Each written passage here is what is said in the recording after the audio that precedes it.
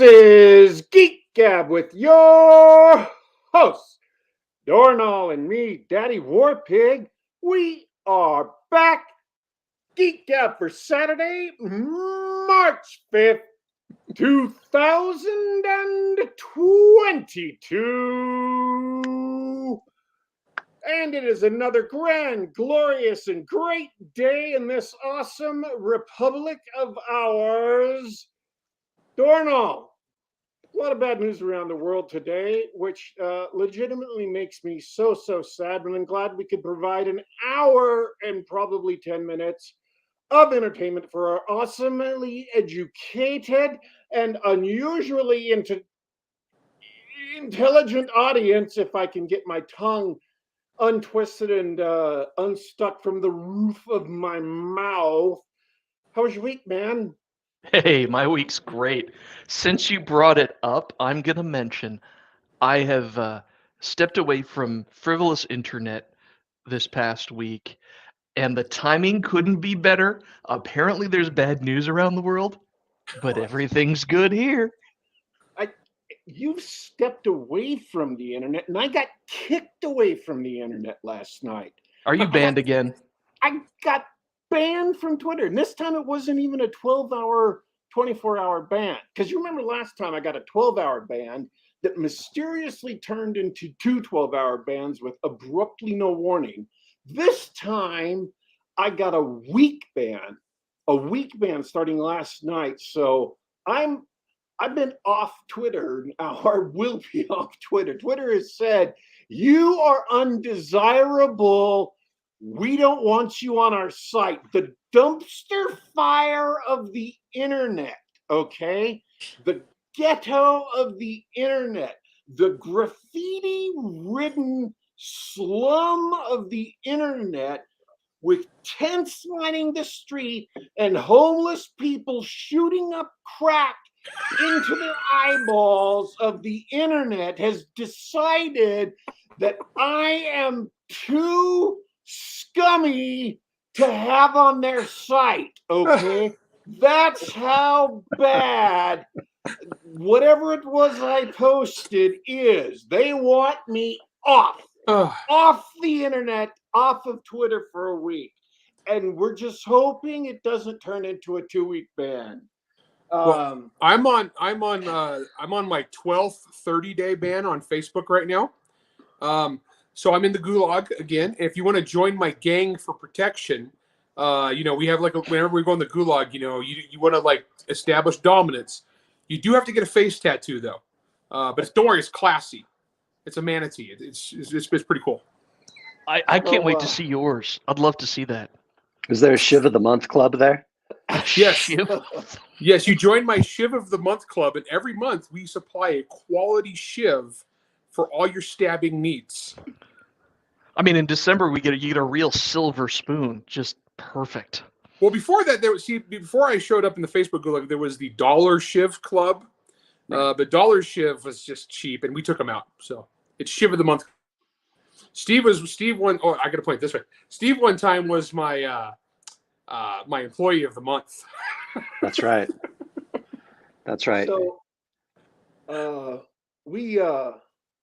However, the good thing is, and I can say this because ahead of time it's going to explain something abruptly in just a minute or two.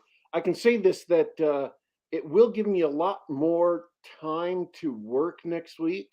And the reason why that's actually topical for the show is our guests, who I'm going to introduce in just a minute, just had a new book come out and a new audiobook come out.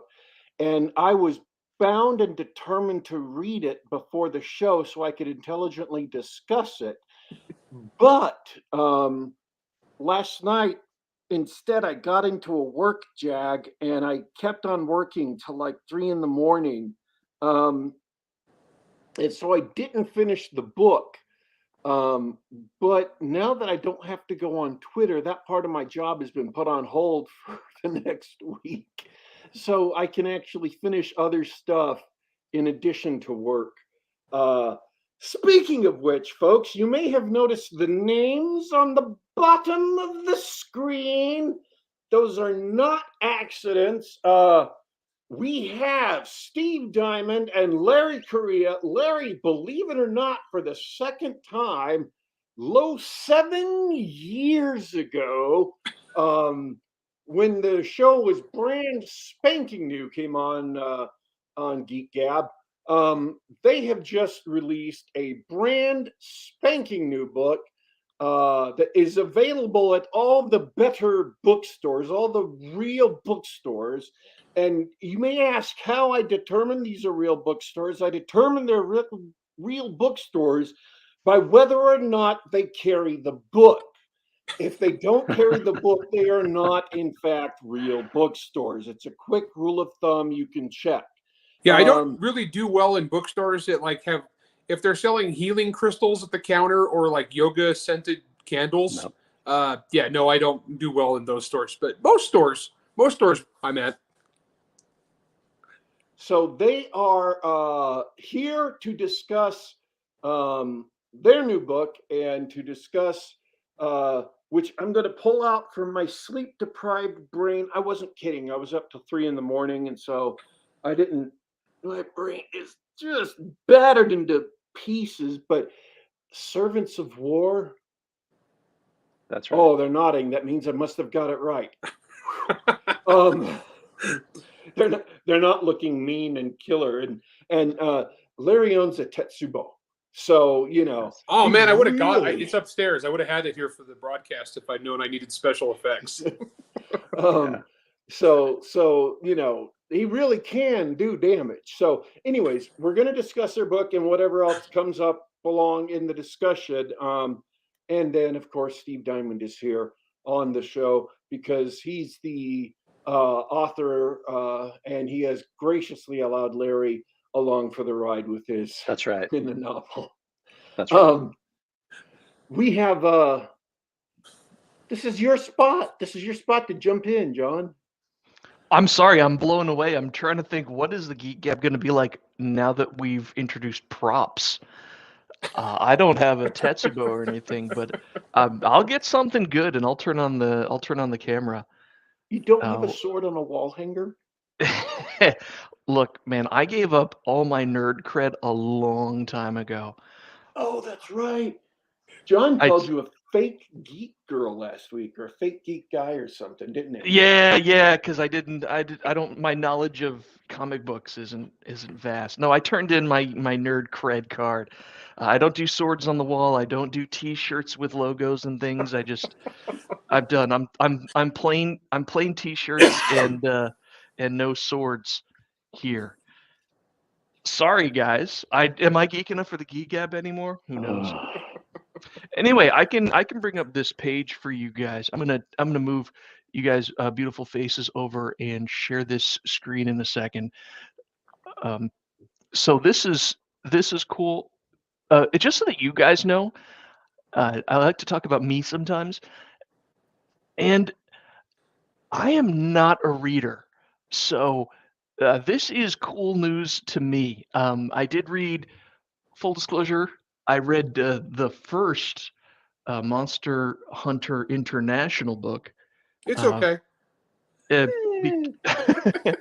Because it was free on Amazon as a promotion. I was like, okay, cool. Finally, I'm going to read this. And that's it. I don't do a lot of reading, so this is really exciting for me. I'm rambling now. Someone save me. Tell me about Servants of War. Oh, so don't feel bad. I don't read anymore either. Gosh, it's so. I always feel guilty. Like every time I pick up a book and I start reading it, I actually feel a little guilty. I have a full-time day job, and so any minute that I get to write is a good minute. And so if I spend that minute reading instead of writing, I get all this self-guilt and I'm just a mess. So that's hard. Is that sort of is that a result of working for yourselves? It is. I've gotten to the point where I have to force myself to read, because what happens is if the book is bad at all, I have my brain starts editing it as I go, and I start thinking how I would change it or fix it. And then if the book's really good, I find myself thinking, wow, okay, that's clever. I see what you did there. Oh, that was a smooth move. And I don't. So as far as just like enjoying books, oh man, if you still want to enjoy books, don't start writing professionally all day. Yeah, yeah, it's rough. Because this is all I do is books. So it's just, it's weird. I used to be a reviewer back in the day, back in ye olden times. I used to run elitist book reviews, and there was one year in which it was a crazy year. I read 150 books that year and reviewed about half of them. And at the end of the year, I thought, man, that seemed like a lot of reviews I wrote. And it wasn't just the crappy Amazon review, like, yay, thumbs up, good job. This book is good. This book is good, or 2 stars, or or this book got delivered to me late, 1 star. It wasn't like that. Hate that guy. It's the worst, But so I copy and pasted all of the reviews that I'd written that year into a Word document, so it would tally the word count at the end, and it was like 130,000 words. Wow. And I thought, that'd have been really cool if that 130,000 words had been in a book instead of this. And that was kind of my mind change, and that's when I started going full on into writing. But yeah, as you guys said this, I'm on my phone. I got a Signal message that popped up from Michael Rothman, who's a famous indie author, and he's like, "Yeah, me too, man. I can't read books anymore." So we know we got some other authors listening. Yeah, they should be hanging out in chat. Yeah. CJ Correia, who was our guest last week, is in chat. Good dude. Cool. Oh, I'm glad you joined us. We got another fan of the show. And you guys are like, tell us about your book, and then me and Steve ramble for 5 minutes about how hard it is to read. Whatever. I will say this, and this is just something I've noticed, and so I want the audience to notice this too. If you want a dividing line between real writers and not real writers are always busy.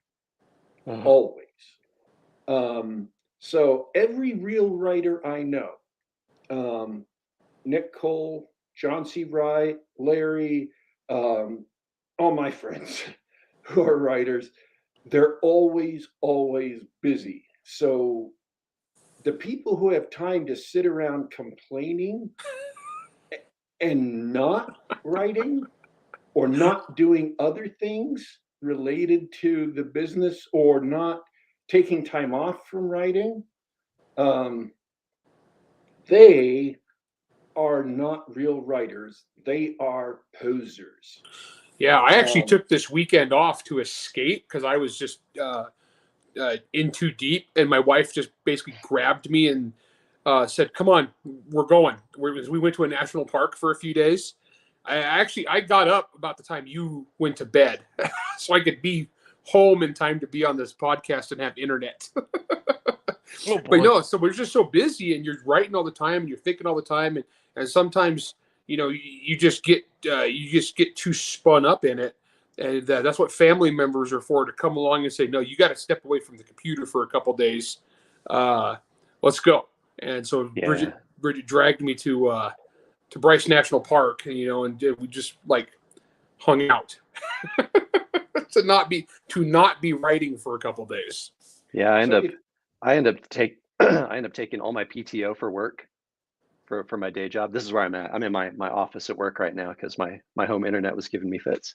But I take PTO from work so that I can go home and work on books. So that's what it is. You got to do what you got to do. Now, when you quit your day job and you just write all day, that's like way awesome. Yeah, that'd be awesome. That does make that raises your quality of life a lot. One day I'll be a cool kid like that. It takes a lot to get there, right? And a lot of perseverance and a lot of luck, I bet. A lot of perseverance. A lot of perseverance. The more perseverance you have, the more opportunities for luck show up, though. I've had some awesome luck, but honestly, if you can't capitalize on it when it shows up, then you're kind of out of luck. And I I don't want to bag on some authors, but I've known guys that were given this amazing opportunities and they just squandered them, because they weren't ready to work and get to getting. Yeah, if someone promises you they're going to publish your next 11 books and pay you a lot of money for your next 11 books, and you don't, knock out 11 awesome novels, that's an opportunity that you could have had to jump over the moon, man. Yeah. Knock that stuff out, man. I do about 2 books a year is what I do. And that's like my comfy pace. I think for me, that's like my quality area, maybe 2, I've done 2, 3, 2.5 usually about, but yeah, if you get an opportunity and you're dinking around on it, opportunity is going to pass you by. I think a lot of people's dreams, including mine, would be to get the opposite break of luck, where instead of getting that opportunity to write for a living, to do what you love, and this is one author that we are allowed to bag on the Geek Gab, you could also get the Rothfuss deal, where there's so much excitement around your books that they're paying you not to write anymore. You can just play Dungeons and Dragons and write blog posts and go to conventions and book signings. I think all the guys on the internet that are on their internet cafe being seen writing, I think that's the deal they're looking for. Yeah, that's one that it drives me nuts, because like those 2 books are perennial bestsellers. And they're always, if you look at the top 20 books at any given time, those are always on there. At least one of them's on there at any given day. And the funny thing about it is, between him and George Martin, not to pass any judgment on them as people, they've actually damaged the fantasy business. They damaged every other epic fantasy author, because what happens, we've seen so much, people are like, well, this fantasy series looks good, but I don't want to take a chance on it because I don't want to get burned and have it not get finished. Because fantasy writers are really big on having the story wrapped up. And so there's thousands of fantasy authors writing really good series right now that a lot of fans aren't picking up to try because they got burned so bad by Rothfuss and Martin. So those guys, through that, just kind of hosed a bunch of people. Yep. I mean, I get by fine because I got a cadre of fans anyway. So even if I'm waiting for the epic fan based people, if they're waiting for me to finish Son of the Black Sword, I'm 3 books into 5, and they're going to wait a couple more years for those, I'm okay. I can still pay my bills based off my other stuff. But a lot of guys can't, and so that epic fantasy is the one thing they're working on. And I don't know, they kind of shafted a whole industry there. They give a whole industry a bad rep. I felt it myself. I got burned. Go ahead, Steve, if you're going to jump in. Well, I was just going to say, this is why you start seeing a lot of publishers going to the basket accounting way of giving out advances these days. Where what that means is, they buy a trilogy from you, and your advance is tied to the entire trilogy. So say it's $10,000 a book or whatever. So until you earn the $30,000 for each book total, you get nothing. And that's one of their ways of kind of, I don't know, hedging their bets against that sort of thing. I mean, there's an author I know named Brian McClellan, who wrote the Powder Mage series. That's pretty good. And I remember after his second book came out, he still hadn't earned off his advances, and he was concerned about it. And he's like, man, I just don't understand what's going on. And I said, well, once the 3rd book comes out, you'll probably be okay. And then the 3rd book came out, he earned out his entire advance almost immediately, and then he was good because the trilogy was done. So That's the way readers are these days. Yeah, I saw one of the comments just popped up and says, write the books first before you release them. I can't really, see, that just popped up. I can't really do that because I'm writing like 5 series simultaneously. Yeah. And that's not how my brain works. I write one series at a time, then I switch to a different series. Then I switch to a different one and a different one. And I alternate back and forth because that to me keeps me fresh. And my books are about 150,000 words, 130, 150. My longest are 200. K. If I had to write like 4 or 5 200K books or 150K books in a row from the same setting, I would get bored and like it wouldn't be as good. So for me, jumping back and forth is what keeps me fresh and keeps me engaged. So like I'll do some Monster Hunter, I'll go do some Son of the Black Sword, then I'll go do some Tom Stranger, and then I'll do a collaboration, and that enables me to like mix it up. If I had to do like Monster Hunter, which is what I would do because that's the one that pays the bills. I'm like, holy crap, Monster Hunter is money. And so if I just did Monster Hunter, Monster Hunter would start to suck because I would get bored. So that's why I do that's how I do it. I mean, respect to Nick. Nick is awesome, but I got to disagree on that one. But one of the interesting things is to go along with this comment though is again from some of these same publishers, we're seeing that they're buying a trilogy and they won't release any of it until the whole thing is completely written. There's a new author whose book I think either just came out or is about to come out from Tor, and he had this deal like 5 years ago, but they wouldn't publish the first book until all 3 were done and written and edited. Is that Ronnie? No, okay. It's a guy named Scott.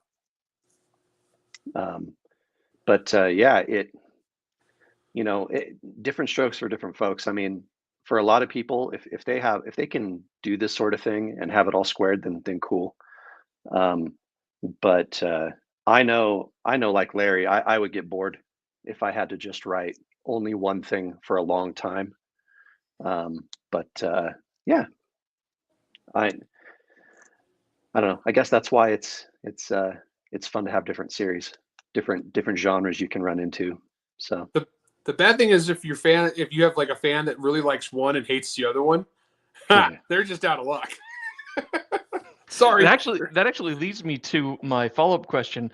I've asked everybody this lately because a lot of people we talk to have multiple series, multiple irons in the fire. And so how much of your reader base is fans of your stuff? Like, I got to have the next Correia, I got to have the next Diamond sort of thing, versus people who are in it for the series. Like, I'm a military guy. All I want to read about is Larry Correia gunning down werewolves. Like, that's my jam. Or give me spaceships or miss me, right? So, what are your fans and readers like? That's a hard one to tell, because I got a bunch of different genres, and I can see the difference. Like when I get the royalties and the sales numbers, I can see how each one does. And I'll do a blog post every couple royalty checks where I kind of like break down where all the different series go. Because I do definitely have a cadre of fans that are like urban fantasy, Monster Hunter, face shooting only. And then I have people that are like, they like the epic fantasy stuff the best. I do have, I would say probably 70% of them read, well, I say 60, 70% read whatever. It's like they follow me around. It's like, oh, look, Larry's going to try this. I'll go check it out. Not always. Some don't do as good as others. I mean, it just kind of varies. But I would say like, my guess would be like like Monster Hunter would be the biggest because like urban fantasy, that's a pretty famous urban fantasy series. And then like something like this, out the gate, it'll be like maybe half of my regular fans will try it at like immediately, and then over the next year, probably 75, 80% of them. But then I've had some series and they'll do that, but then they'll kind of take off on their own, like Saga the Forgotten Warrior, so Son of the Black Sword. That one's blown up. That one's actually kind of taken off on its own. And that one's actually now rapidly closing on Monster Hunter, believe it or not. Considering there's only 3 of them out instead of 8. So Monster Hunter's still way bigger. But that one's like closing fast. And because it's kind of developed its own fan base, which is good because now those guys are going to go read the other stuff. So yeah, I don't know. This is where I'm going to find out. My other stuff is small press published. So I don't know. We'll find out. I primarily write horror, and so jumping over into fantasy, we'll see. We'll see if there's a pretty good overlap. Now I do tend to do pretty well with Larry's audience. Part of that is I like action and I like monsters and I write about that sort of stuff. So And Steve's you know, done they're, some short stories and things that I've put together mhm, that have been really popular amongst my fans. So, yeah, and actually the reviews for this one so far are really good. they're really good right now. Yeah, I'm Really good. excited. Actually, like pro reviews, regular reviews, everything looks pretty. I had like one review was like the lowest review was like, there's too much. There's more exposition than there is in Monster Hunter. It's like, well, hate to break it to you, but one of them is an urban fantasy that takes place on Earth as we know it, only with monsters. So I don't need to explain how a car works. This is a fantasy novel, and they're driving a big suit made out of dead golems. I can't just say that and let it go, you know? So, of course, a fantasy novel is going to have more exposition. I'm sorry. Don't know what to tell you. Yeah, and I think people, like readers, know when they're not going to enter in something that they like. I knew someone who said, Damn as it, soon as I'm on a rant for a sec. rant I away. think people, readers especially, have been trained, have listened too much to other readers and to critics, and have been trained to dislike things that aren't objectionable. They hear certain words and they think it's bad, and so they say it's bad. Trope. And it's not really objectionable. Yeah, they say, well, this is a trope. Yes. It's not. Exposition isn't bad. Exposition is just storytelling.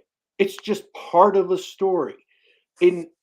Well, David Weber's made probably $50 million off exposition. David Weber is the all-time master of exposition. If somebody buys a David Weber novel, they go into it expecting that there's going to be lots of exposition because it's a David Weber novel. And obviously he's got more fans than I do, so he's doing something right, you know?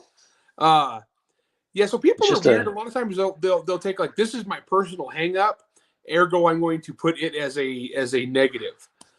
You know, and oh man, where that really gets you as a writer is if those people are like your alpha readers. This is why I'm always big on don't ever take one person's word for it. You want to listen to a bunch of people. Because otherwise that one dude is always gonna be like, I have a problem with this. Great, 99 other people don't, and I'm gonna sell the book to them. Yeah, it's kind of frustrating because a lot of the time it's critic problems. Critic problems aren't necessarily real problems. They're just intellectualized nonsense to explain why a critic didn't like a book. And I've ranted about different things like that before on the show. I don't need to go into it. I'm agreeing. I agree with your rant. Well, they're just tools in a tool belt. I mean, if you're good at something, if you can do exposition well, then use that tool. If you're not so great at exposition, maybe sharpen that tool a little bit and use it better in the future. I mean, there's thing is, we don't have that much. No, it really isn't. On? No, it really isn't. Have you read? I read this. Like, have you read very many epic fantasies? Like this book's a pretty slippery slope. I mean, you just get on and you ride it to the end, and before you know it, you're there. I mean, it's 150,000 words, and there is a lot of action going on in it. So I don't know. It was like early on when the e-art came out and people were kind of giving us early feedback on what they thought of it. And like back-to-back comments, one person was, wow, this was super, super dark. Holy crap. And then the next person was like, this wasn't dark enough. There weren't enough rats eating people. I'm like, well, give me a minute. Like let me get to book 2 and I can put that in, guys. Come on. Yeah, the very specific. And so me and Steve decided that's like code now for whenever we need to darken a book up is more rats eating people. Because it kind of like, it's trench warfare. There should be more rats eating people. I don't think you didn't mention the rats eating people very often. And I was like, you got me there. Yeah. So you just never know. Readers are subjective. You know, the way readers read, you're never going to be able to satisfy everyone. But, you know, I think with this book, we're gonna appeal to quite a few people. Basically, anybody who I mean, I wrote like my opinion on this is, if you want to read World War I in a world with fairy tale magic and trench warfare with monsters and big armored suits, basically that are dead golems, kind of run like a tank crew, then yeah, this is the book for you. If that sounds bad, probably not. Yeah. Yeah, I mean, we've been telling people that, just the quick elevator pitch is The Witcher meets 1917, and that should give people a pretty good idea of kind of the dark grittiness of it in certain aspects. Although neither Larry or I are much into hopelessness, and so we dark and gritty and all that, but there's definitely hope in there, and there's a lot of fun in it. So yeah, I'm like, I like on the whole. I still like, even when I'm writing horror stuff or dark stuff, I still write about heroes. I don't write about. I don't. One of my criticisms. I read the first Game of Thrones novel, and I just didn't. And this is way before the TV show, and I didn't read the rest because to me that was a novel. That wasn't a novel about heroes. That was a novel about victims and thugs. And I mean, my books will have victims and thugs, but also I like to write the books about the heroes, the people who rise above being the victims, the people who rise above being thugs, and it's something more. So that's just my personal take. I don't judge anybody who. I mean, if you want where everybody in the book sucks and murders each other and there is no hope, and then everyone dies in squalor, that's great. I mean, I enjoy that. Good for you, but that's not my thing. I can't do that. I like writing about triumph. I like writing about struggle. We will murder the crap out of our characters too. Not everyone triumphs, but you got to have that element there where people rise above. Well, the comment over here from Bradford that says a book you can read while listening to Sabaton. Yeah. Yes. That's right. That's awesome. Exactly right. That's exactly cool. right. Yep. In fact, I listen to a lot of music when I write. I have to listen to music when I write. The people or the bands that I listened to when writing this was Catatonia and Camelot and Epica at the end. So that should give you an idea. I love it. I was introduced to Camelot a few years ago out on a trip in Kentucky, of all places. Cool stuff. Yeah, they're awesome. Yeah, Steve's a huge Camelot fan. I'm gonna have to think about this book. I love the idea of a World War I setting. World War II is way overused in a lot of popular fiction, and I think World War I's used just enough, but it's a great setting to explore. Well, and to clarify too, it's not on our planet. So it's World War I equivalent, basically. So it is a different world. Well, and I don't want to give too much away, but you get in the world. But this is a world that's connected to our world. So basically, this is the world that's connected to Earth, where all the old fairy tale legends come from. And basically, like things would wander through the mists between worlds, and as man would wander over and wound up on that side, we couldn't get back. And so a lot of the missing people, a lot of the missing tribes, civilizations that disappeared, armies that disappeared, this is where they went. They wandered through the mists and wound up here, and they settled. And as they did that, they kind of drove back the magic as mankind kind of took over. And that's why on this side, we don't see the fairy tale stuff like we used to, because mankind colonized their world and shoved them out of the way. And now skip forward a couple 1,000 years, and now you got a war. It's their great war between the two biggest kingdoms in this world. So it is pretty baller, actually. That is a heck of a setup. Sorry, that's my dog. That's my dog barking. Well, we need to have the dog on the show. What kind of dog do you have? He's a Krasnovian Waffle Hound, purebred. No, he's a Australian Shepherd poodle, but he's very majestic. So we've named him a Krasnovian Waffle Hound. And we tell people that, and they think he is actually like a breed. And they're like, oh, wow, I've never heard of that before. That's really cool. Where do you get him from? We're like, Krasnovia. Yeah, you can only get it direct from Krasnovia. The shepherds Well, there have they're been breeding domesticated. They're domesticated from the floof wolf of the tundra. Yeah, yeah. I believe I saw a floof wolf fossil on display at Yes. at the museum in Salt Lake once. I don't know.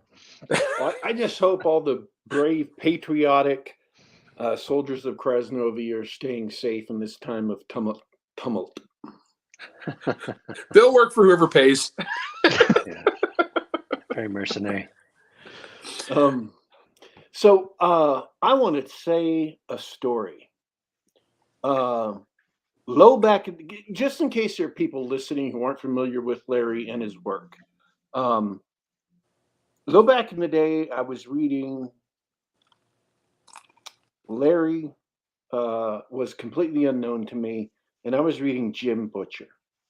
I was reading, the Dresden novels. And I had finished all the ones that were out at that point. And I think that there were only 10, maybe less. And I wanted some more urban fantasy novels. And so I had just read this zombie series, and I found out that the person who wrote this zombie series wrote a urban fantasy series about monster hunting. And I thought, cool, I'll go read this book. And the entire book about evil monsters who hunt in the dark of night and kill humans and children and people was predicated on the notion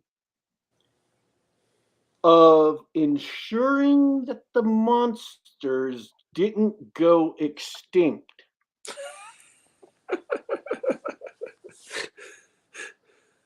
It was an ecological novel, and I can't tell you how angry that made me. Okay, just so you know, for those of you guys, that was not mine. No. So that's not my book. I had seen a different book that had been advertised or announced or discussed on Instapundit. Oh. And I had just skipped over it and hadn't thought about it because it wasn't somebody I had read or even heard about it. But I thought, you know what? I'm going to go buy that book and read it because there is absolutely no way that book could be any worse than this book. No way. So I went and I bought a copy of Monster Hunter International. They didn't have a free one at that time. I had to actually plunk down the cash. And I read that, and that was an entire novel about an entire company whose motto is kill monsters, get paid. Yep. And this was not a long time after reading the first book. This was a few days after reading the first book. And that's when I became a loyal Larry Correia reader, was because an entire book with the motto of, won't somebody think of the slavering, child-killing monstrosity, just didn't sit well with me. I didn't like it, and I didn't want to read anymore. So that's how I got into reading Larry Correia novels, is they finally had a book, and this is what was great about the Monster Hunter book, is if you've watched horror movies, there's always the person at the end who survives all the horror. there is the, you know, dumb blonde last girl who survived the vampire movie. And then there's the cool black guy who survived the zombie movie. And then there's the accountant who survived the werewolf movie. And you take all these guys and they get hired by a company who gets paid lots of money to kill monsters, and they're on the same team, and their job is now, after having this horrible thing happen to them and them surviving, to go out and kick ass killing monsters. And then you learn the other side of the story, that they're not just the stereotypes that showed up in the movies, that they have depth to them, and they go out and they kill things. So these are real characters. These are the actual characters in that first novel, and it's great. And then the series goes on from there, and so I mean, you got set up for, you know, I mean, I think maybe if you could really arrange for that, Larry, if you could arrange for people to read that horrible book before yours, so Monster Hunter International would look that much better by comparison. You know, honestly, I mean, there's different strokes for different folks, but like how I finally talked Mike Coopery into taking a shot at being and you guys, I know him, he's a science fiction writer now. How I talked Mike Coopery into finally giving it a shot to be a real professional writer and we were publishing a thriller called Dead Six together, and I got a #1 New York Times bestselling novel, a thriller, and I will not name the author's name. And I read Mike excerpt, and it was so horrible. It was just awful. It was so stupid. And I read excerpts from it to Mike. So whenever Mike would be like, "Oh, I just don't, I don't know if I could be," and I was like, and I would read a couple paragraphs from this book, and he'd be like, "Yeah, I could do better than that." So whatever motivates you. Yeah, for Larry and I, it tends to be spite. Lots of spite. Yeah, me and Steve talked about this one a lot on our podcast where it came from, but it was we had actually been work for hire for another company to do a story set in a game universe for them, and that thing, it just fell apart. The whole project just fell apart. Now, and the publisher went away. Everything got weird. 5 years later, we had this perfectly good group of characters and this perfectly good story. So we just moved it into an entirely different world and wrote this basically. Well, so yeah, it was definitely motivated out of spite, because like 5 years ago, we had a really awesome story we wanted to tell and we weren't able to because business got in the way.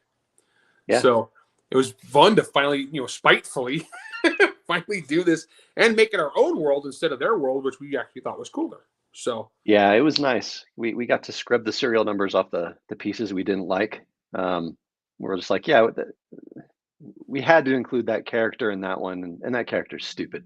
So we scrubbed it, made our own characters, really made this world our own. And I think that's the fun of it for this one. And there just isn't a lot out there right now. There just isn't a lot out there right now that kind of fits into this vein, which is why we're pretty pumped for it. Yeah, borrowed a ton from Slavic folklore. And because all this stuff is connected to like real worlds, like so people have come through over the years into different tribes, so they're descended from different real world cultures. Man, me and Steve have the worst timing ever as we're writing a book with a bunch of like Russian characters, Russian type descended, proto Russians, and man, our release week was just brilliantly timed. Yeah. But to be fair, it's not like these guys it's not like this country is the good guys. So, we at least have that going for us. But John hasn't been watching the news, so we don't want to spoil it for him. Yeah, I'm going to wait till the 2022 series is finished and then catch up at the end.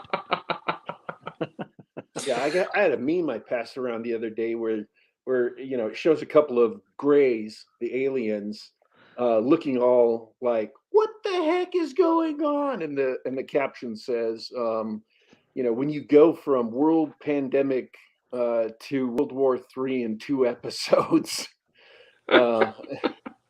COVID's over. I guess we got that going for us. Apparently, that they just Right in time for the magically. State of the Union. I'm like, look, it's March sweeps month. Of course they're trying to juice the ratings. I mean, of course, that's the 2022 writers are just trying to keep their jobs, man. Yeah, man. Whatever happened to the Murder Hornets? They Yeah. showed up for one episode of Murder Hornets, and they're just gone. The writing on this show is terrible. Well, it sort of reminds me of your story about the game deal. It's a wonder just how bad writing is in games, and I'm for most of popular There's a lot that are entertainment really, these days. There's a lot of games I really like, but a lot of the writing is, there's some good. There are actually some good stuff out there, but there's a lot that's just really. Well, it's because they're guys that like they're game designers first. Doesn't necessarily mean they're good writers, and though sometimes game companies actually do bring on good writers.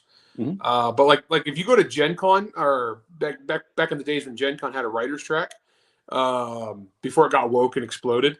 But we go to that. And it was interesting how many guys would just go and kind of congregate and schmooze and wind up with writing deals because they were professional writers with writer skill credits on their own. And if you know a game and know how to play a certain game and you introduce yourself to that company, even if you like your resume is not super good, like you have a novel or 2 novels, you're like a million times better than most people who try to write that stuff if you have that background. I mean, that's literally what happened to me. Stuff. Yeah, good. Yeah, that's how Steve. That's actually your first paying gigs. Yeah, some of my first very paying gigs were from Privateer Press. I wrote some short fiction for him. Was supposed to have a couple more things, but I don't know whatever happened to it. But what was the game? What's your jam? Well, that was War Machine in the day. I don't play many of the miniatures games anymore. I play crazy amounts of Infinity. Yeah, Larry plays Infinity. I'm more of an Arkham Horror card game kind of guy at this point. I like cooperative games, and so that's kind of where I end up. Love it. How much did you spend on the Kingdom Death Kickstarter, Steve? We're not going to talk about that. We're not going to talk about that, Larry. We're in game mode now. We're talking about that. This is my portion. Steve could have bought probably a pretty nice used car. Yeah, that was an infamous Kickstarter. Yeah, it was stupid. Now, don't get me wrong. I like the game. I really like the game. I like the miniatures. I like the world because it's very horror centric. Oh yeah. But they had some great art. Yeah, they had fantastic art. But my wallet doesn't. I think me and my wallet are still on bad terms from that, and that was several years ago. Yeah, I think we went to Gen Con after, and you stood in line one morning for some exclusive thing for like forever. I did. Yeah, I did. That's a pretty. I do love the minis though, and actually from Steve because he bought so much stuff. Because I kit bash minis for fun. That's my hobby. And I'm a pretty good painter, so I got like probably 50 mini heads from Steve that he had extra from that Kickstarter. That was cool. I have since used them all up. I gave him lots of hands, lots of heads, in plastic, of course, not in real life. Sure. I give those to different people. Sure. in Minecraft, yeah. I was gonna bring up because you're talking about poor writing in games and getting real writers on board. Gloomhaven was my jam for a while. You look cooperative games; it's not nearly as dark as Kingdom Death. So I don't know if you tried it or liked it. But... I was part of a game group that it was right when all of the writing for this book for Servants of War was really getting serious. They were starting to play that really heavy. And I backed out. I was like, "No, look, I've got to get this book done." But I did buy the Steam or whatever, the Steam version of it to try out. But I haven't had a chance to log into it yet. But it looks really cool. It's pretty good co-op, but it's a perfect example of what you two were saying about the writers. It was the game designer who did all the scripts and story and everything for Gloomhaven, and it's just dreadful. If you like the game, you can just skip the flavor text. If you're not a flavor text guy, just move on. I've written for a lot of games, both in terms of like actual fiction stuff, and then in terms of like writing settings and whatnot. And it's very easy to tell among those people who've done this before, and who haven't. But I don't know. I think that there's a lot of growth for a lot of room for growth for people out there. I mean, shoot, if it hadn't been for me writing these games and tie-in fiction and stuff like that, I mean, I wouldn't be half the author that I am today. Yeah, I mean, see, Matthew Martin points out like Michael Stackpole in the comments. Michael Stackpole's awesome, great guy, and yeah, he's made he made a giant career out of this. Lots of people have. So well, Chuck Gannon, who writes for Bayon, I believe his first fiction writing credits were on Traveler. It was Traveler, yeah. Yeah. Wow. Yeah, old school, like old school Traveler. Yeah, that's awesome. Yeah, me and Steve are both role playing nerds too. So yeah, we're in the same role playing game group. So, which, speaking of which, we're playing Dune right now. Yeah. And Steve's the GM, and he's been slacking.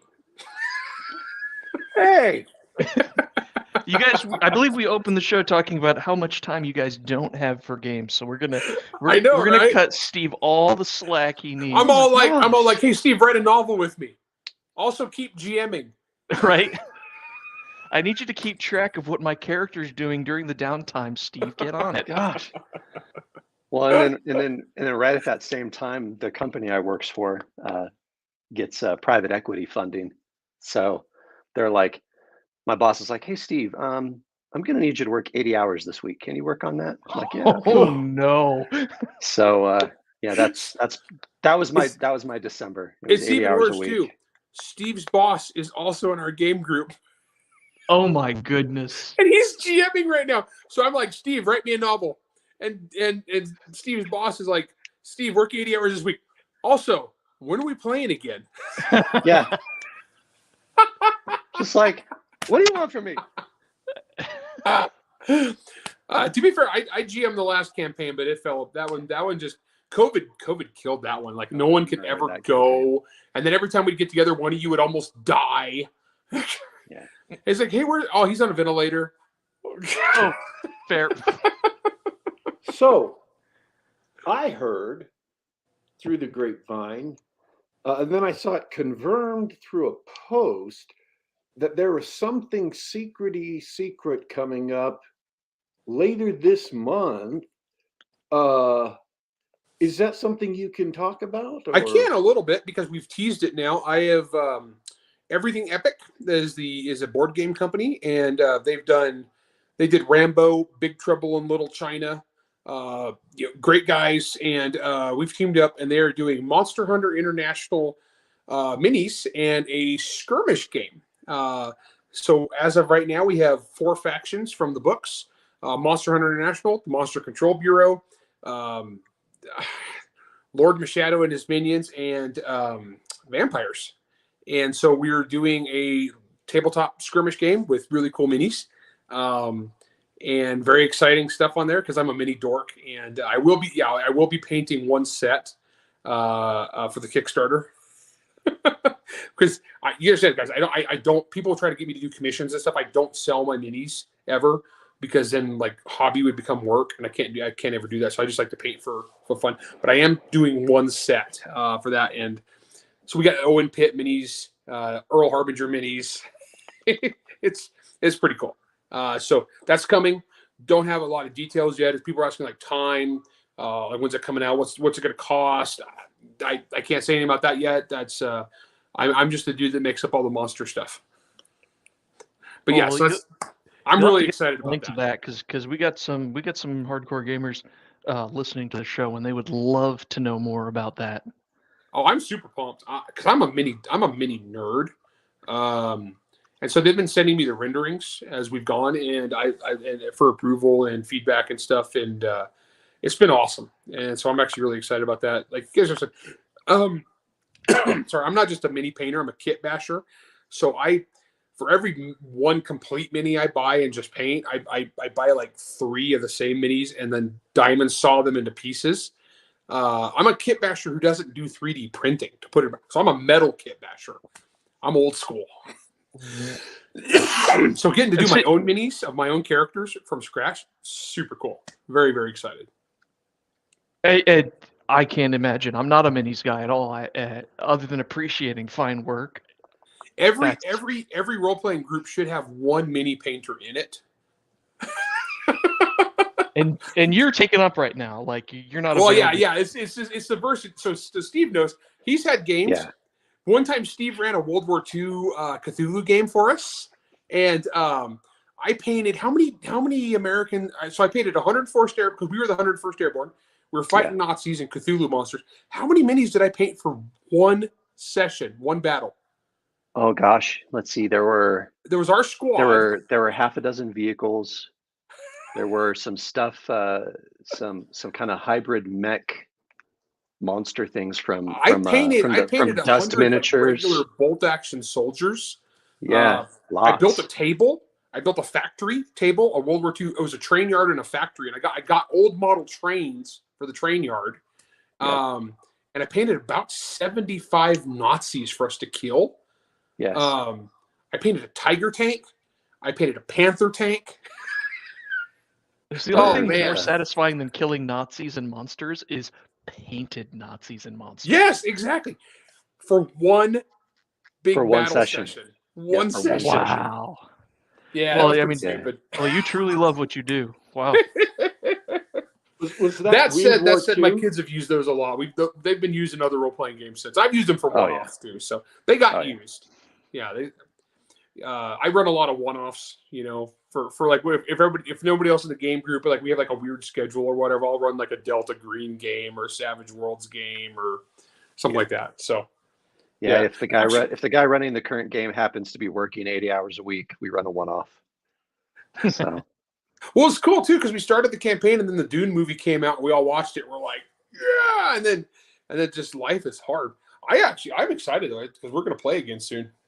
Heck yeah. A couple of weeks. Actually, role playing games help me be a better writer. So that to me is something I do. I make the time for that. I find that I'd love to pull on that thread because it's a lot of people's experience, and particularly mine, that writers are the worst game masters. Because of their predilections. I'm a super good GM. Yeah. I just want to know more about that. How has it made you a better writer? Oh gosh, for me, that's where I got all my practice in was gaming. Larry and I talk about this quite often, and it's back in ye olden days, back when Larry and I first really got to know each other and became friends. We ended up in the same game group. And the GM at the time told us that if we wrote fiction in the universe, that he would give us extra experience points. And Larry and I are both accountants, so we're like, well, we're min-maxers. Heck yeah! So we started doing it, and I quickly, Larry started it. He's like, I'm going to write this really cool story, and I read it, and I thought, half of this group are professional authors. So if I write stuff, they're a captive audience and they have no choice but to like read my stuff. So I started doing that. And I mean, gosh, that campaign and then the follow-on campaign, gosh, I want to say, because Larry was posting on his blog for a long time, we had hundreds of thousands of words of fiction in there. And so what I would do is I'll plug it if anyone wants to go back and read Proto Steve. Yeah, if you want to read Proto Steve. Go to monsterhunternation.com and just plug in Legend of the Five Rings.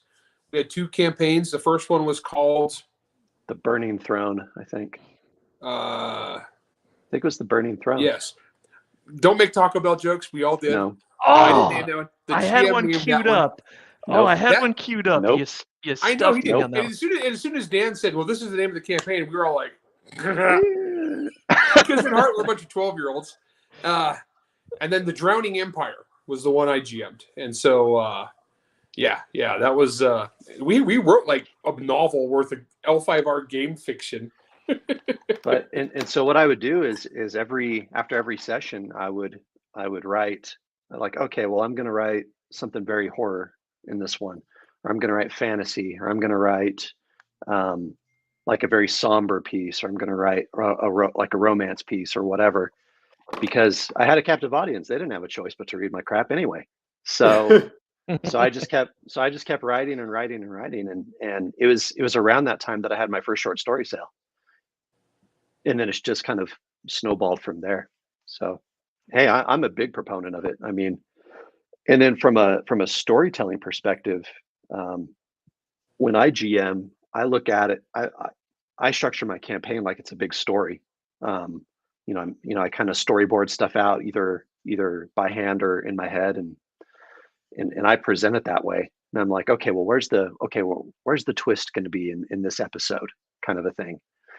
And then Larry has like 18 million notes and spreadsheets for all the characters. But I'm like a really loose GM though.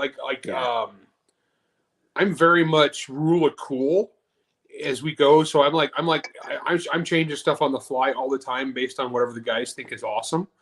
And so what that does is it forces me to be more creative. And especially when you got a bunch of writers, you gotta kind of adjust on the fly. But my gosh, they come up with the coolest stuff that then later I can steal and put into like real books. Wow. So many cool lines of dialogue have come from games. Oh yeah. Oh, you got to find the right players for that. One of the best players for dialogue is my brother. He was always part of our game groups growing up, and you could count on him. We used to hand out, for lack of a better term, bennies or whatever for someone who, gets the whole group in stitches or whatever. That kid would earn one almost every week. He had the high score. Me and Steve had a guy who was not a writer. He was like the non-writer in the group. He was actually a bomb disposal expert. He was an EOD guy. So he's a bomb guy. And he was the Tony Battolino, the funniest, best guy to role play with in the history of role-playing games. I think everyone in our group, though, has stolen stuff from Tony because he's the non-writer. Absolutely. I've written multiple short stories based on stuff that Tony has done in games. I know Pat Tracy has stolen Tony's characters to use in books. He used it in a short story. Yep, because Tony was the one non-writer. So he was the best role player. So his stuff was always up for grabs for the rest of us. The guy was like a walking dispensary of ideas. Wow. Gosh, there's this one time in one of our games where my character gets blown up, like completely blown up. But I got better, don't worry.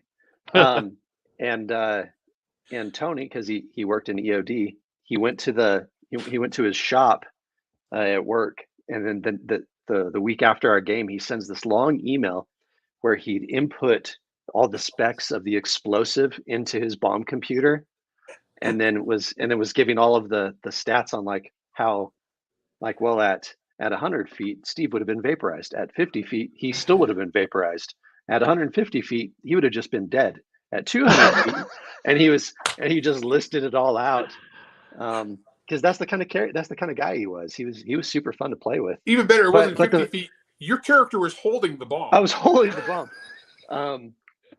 But the funny thing is interestingly enough, Tony would write stuff on occasion because he wanted the extra XP. He was smart. And he's a good writer. And every time he wrote something, it was awesome. I mean, Larry and I were just blessed to have a lot of people who are really good storytellers in our groups. It's fun that way. But hey, so hey, anyone who wants to practice your writing, if you happen to be in a role-playing group, hey, use and abuse those group members. Just give out that extra XP and you watch the creative writing flow. Yeah. We actually don't do that as much anymore because now everybody has like their own writing career. Yeah, it's harder now. It's way harder now because none of us have the time to actually like. That said, even playing the Dune one, I was all like, man, I could do this and this and this, and thinking like how I would have written stuff up. And what I should do is just like, we should throw it together and then like show it to Kevin. Send it to Kevin. Anderson. He'd be like, yo, Kevin, you want to pay us for this? Yeah. I just taught his college class this week. So yeah, there you go. See, we should totally do this. We should that way Steve can give us extra XP, and we can sell it to Kevin at the end. Yeah. We'd be like the nerdy accountants of Dune, you know? Yeah. Oh, you guys are gonna chart XP per dollar over the course of time. We Man, got that's one guy in the that's the group right way. who's an award-winning poet, Patrick Tracy, and so we're like putting together like our minor house for this Dune game, and Pat just out of nowhere starts coming up with like slogans like for the house, and it's like the most brilliant freaking things ever, and I'm like, man, Pat, don't give us that. That's good. You need to put that in your own books. That's too good for us to use. Well, that's a cool group you guys have. I'm glad it's paying off. I want to well, I just want to mention chat's loving the gaming. Our last guest CJ Correia has the same sort of thing going on. Lots of writers and Yeah, CJ's cool. I know him from the internet. Isn't the internet great? I shouldn't give it up. No, actually, this week you're probably smart to walk away. Yeah. Yeah. We are over an hour, so I want to get us a chance to talk about other stuff. Anything else that you guys want to bring up? And I also want to bring it back around to Servants of War before we sign off. Do you guys have anything that you want to bring up? Actually, yeah. I think we should pitch one thing that Steve and I do together every week is it's called writerdojo.com. We do a podcast together, and it's writing. It's just a pure writing podcast. It's all business. It's how to write, nuts and bolts. We're not artsy fartsy. No, we really aren't. No, and so we launched it last year, so we're in our second season, and we've been having a lot of fun with it. Yeah. Oh. I mean, we get together and we just talk about all sorts of crap that, all sorts of writing advice. I mean, Larry and I have been on hundreds and hundreds of panels together over the years, and so this is just our chance to give actual nuts and bolts advice, no nonsense. I mean, we're full of nonsense in different ways. We get thrown off onto tangents pretty quick and easy on the shows, but we always talk about writing, and we just want to give people the facts. We don't shade it in any sort of dumb politics or anything like that. We just want people to get better at writing so that they can write stuff and get paid. Yeah, I check it out. I hope you guys like it. I've been having a lot of fun with it. Yeah. And then I had a short story collection come out just a few weeks ago too. It's called What Hellhound's Dream. So if you want to see, look, Servants of War, that's fantasy. I do inject a little bit of horror into it here and there because I can't help it. But if you want to see like kind of my horror roots and where they come from, that's a pretty good collection. Can you give us a taste? Because that was actually my follow-up question. I would like to know a little bit more about your horror tastes. What do you get from a Steve Diamond story? Ooh, typically from me, you're going to get interesting characters who are put in awful situations. I'm a big fan of putting characters in situations where they have to make the best bad decision. Yep, that's it right there. So I quite in this particular collection, I took a lot of stories that have been published, some that didn't. And at the end of every story, I tell you why I think it got published, why I think it didn't get published, and what I learned from it. It's a fun little collection. Some of the stuff in here I wrote for game companies. Some I wrote for Bain. Some I wrote for various places. For me, everything is character driven. I like good characters. I like strong characters, and I like them to be. I like them to be competent because then it's fun to mess with them. My horror fiction tends to be kind of dark. I think there's like 15 stories in there, and I think 3 or 4 of them involve torture scenes. Can't help it.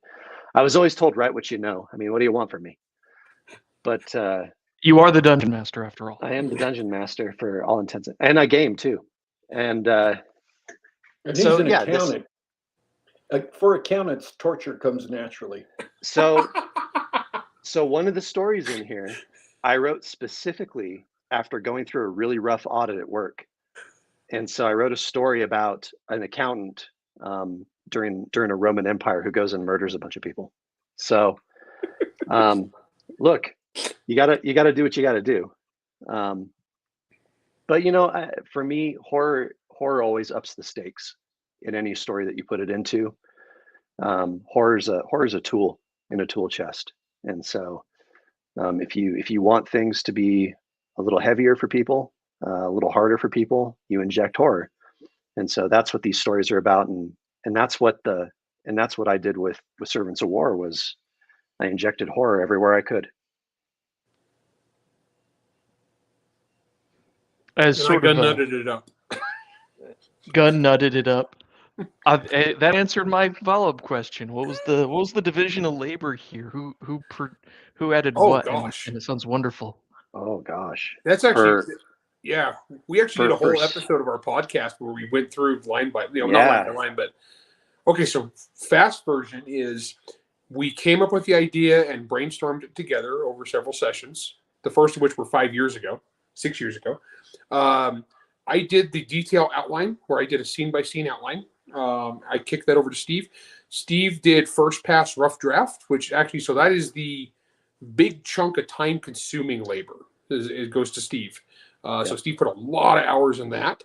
And he turned to me about 100,000 words, right, Steve? Yep. It was about 100,000. Yeah. So Steve kicked me over 100,000 words. I went through, and then we had another brainstorming session where we went through like stuff we had, like now that we'd written it to look at. I trimmed it down to about 90,000, I think. Yeah, about 90. So I chopped a bunch off, and then I wrote a bunch more and got it up about 120,000, I think, is what it was. Somewhere around there. Kicked that back to Steve. Had another brainstorming session. Steve then wrote the last couple scenes that got us about, I think our final is 145. Yep. Right. I think ish. And then that was it. That was the final version. And went to Tony Weisskopf, who gave us a few more things, but nothing huge. We didn't have any huge Yeah, edits. nothing crazy. No, we didn't have any big edits on it. Yeah, we had some small like paragraphs here or there. And then that was it. So yeah, that was kind of the division layer. And so collaborations are weird. You got to kind of we've actually done episodes on collaborations too and how you work them out. But yeah, no, it was a really interesting project. And so Steve did the biggest body of time consuming stuff. It was on Steve, but like a lot of times like the more famous author will phone it in. I don't. You can ask anybody I collaborate with. I don't phone anything in. Everything I do, I go over every single bit. But man, I think the final product of this, we were doing our brainstorming sessions and we were like looking at stuff. We're like, which one of us came up with that? And neither one of us knew. Like we couldn't remember at that point because we both done it so much that there's like, was that mine or was that yours? We didn't know. And so if you get to that point, you know you got a good collaboration. Yeah, it was interesting. We were just talking about that the other day, and some of the really cool ideas, we kind of looked at each other and said, was that you or me? And we couldn't remember. And I think that's why it works so well. I think we naturally gravitate to certain characters. Larry writes big heroic key characters or characters who were really, really good with sniper rifles, shockingly. And then I'm really good about writing super murdery dirtbag characters, shockingly. So that's just how it gravitated. It worked. Yeah, it worked really well. Like as the project go on, we would take ownership of different characters, of like basically because who liked them better, and then it's like that author got the final say on everything that came out of that character's mouth or brain. That way they're 100% consistent throughout the entire book, regardless of which one of us is writing which scene. Oh, that's a cool technique. Christoph saw Steve. Yeah, Christoph saw me. Yeah, he's our scummy secret policeman. Yeah. Oh, love it. We really are on the edge of needing to go, but I do have one other question that's been I'm kind of curious about with Monster Hunter Memoirs. that John Ringo up and wrote, and then came to you and said, "Hey, I've got this trilogy set in your world that I've written." Which is always a shocker when you hear that. You're like, you did what? Was there? And I understand that after he wrote it, you went through and helped adjust things and edit and stuff to make sure it fit in with the Monster Hunter world. Was there anything that changed in Monster Hunter based on those books? Yes and no. In that there was a lot of what I did. The reason it turned into a collaboration instead of just John writing in my universe was he sent it over to me, and I sent back like 200 notes, and it was all like world building stuff. Like, I can't do this, can't do this. This doesn't work that way. This goes over here. That's not how that happened. That kind of thing. And John's like, "Hey, you want to just do all that, and then we can make it a collaboration?" I was like, "Okay, cool." There was stuff that I did change what I had planned for Monster Hunter, but I had to be real careful because it was something I already had established in the Monster Hunter universe. I had to make sure I stuck with what was already established. If there was stuff I had planned that John did something different than I had planned, like how that would work out, if what John did was cool, it was cooler than what I had come up with, then I threw my old idea away and went with his. So yeah, there was stuff that he changed. There was characters he introduced and ideas he introduced that have gone on, that have appeared in the series since. So, yeah. And also, I'm doing the next memoirs with Jason Cordova. Same kind of thing. Jason introduced some characters that are like, okay, I've teased them in the regular series. Sarah Hoyt had some stuff that I hadn't thought of, and so that just kind of gets integrated. So yeah, anytime you do shared world stuff, I got to be the custodian of the world, and I got to be real careful what I do and do not allow. But otherwise, if like the other people playing in the world come up with something better, and I can make it work, then I totally take the better one. Same thing with the Monster Hunter Files, the short stories. A whole bunch of those from that other writers. Steve had one about the combat exorcists. That one of his characters became a recurring character in the main series. In both mine and in the memoirs, showed up as a character that Steve created. Jim Butcher had the rats, and the rats they just appeared in Monster Hunter Bloodlines again. So yeah, totally. Shared world stuff, yeah, always going to influence there, big time. Is there a last question? Absolutely last question. Is there a plan for another crossover with Agent Franks and Marbury's character? Yeah, we did Weaponized Hell together. Yeah. No plans for another one at this time. I mean, though I love working with Jonathan, and Jonathan wrote Franks another time because I hired him to do a story for the Monster Hunter Files, and I've also written in the Joe Ledger universe. I wrote a Rudy and Church story in one of his collections. No plans for another crossover now because that was actually for a specific book. It was an anthology called Urban Allies, where different characters from different fantasy or urban fantasy novels hooked up to work together. And they did an Urban Enemies one after that was Bad Guys. So no plans right now. I would work with Jonathan again in a heartbeat, though, because he's a great guy. A really, really, really good writer. And I had fun doing that, but nothing planned at this time. All right. Cool. Oh, that was fun. I'm out of questions myself, so we better call it a day. Because apparently you guys don't have time for nothing but writing. But Yeah. I'm glad to have you guys back, Larry, Correia. It's cool to see you 7 years later. We should all do this more often. I really appreciate it. Everybody in the chat was really excited. It's great to see new fans of the show, new fans of yours in the chat. I'm not going to name names because I don't have all day, but I appreciate everybody listening.